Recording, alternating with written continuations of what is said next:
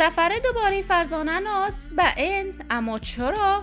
و حمایت فرزانه ناز از عبدالعظیم بدخشی به خاطر چاپلوسی با خانواده خسران عبدالعظیم بدخشی و نقش جدید فرزانه ناز در فیلم هندی. ما در این ویدیو پیرامون همین موضوعات خواهیم پرداخت، پس در ادامه با ما باشید.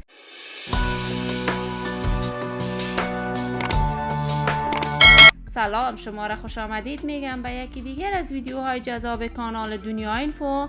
من مروارید عزیزی هستم. برای حمایت از خواهرتان علامت سابسکرایب را فشار دهید تا از ویدیوهای دیگر کانال ما هم آگاه شوید. فرزانه ناز هنرمند خوش صدا، خوش سیما و نه چندان تازه کار در میان هنرمندان افغانستان است.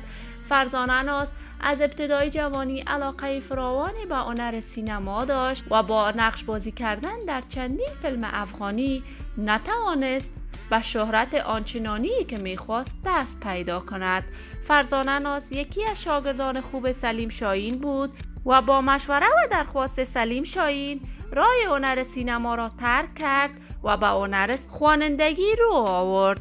فرزانه ناز برای مدت طولانی آواز خواند، اما به یک بارگی از راه هنر خوانندگی دوری کرد و پا گذاشت به سینمای هند. فرزانه ناز در چندین فیلم هندی نقش کوتاه بازی کرده است. فرزانه ناز در کشور هندوستان و دبی زندگی می کند و آنچنان رفتاری که با پسران هندی داشته است، بگو مگوهای فراوانی وجود داشت که گویا فرزانه ناز با یکی از این پسران نامزد شده است، اما تمام این خبرها شایع بود و حقیقت نداشت.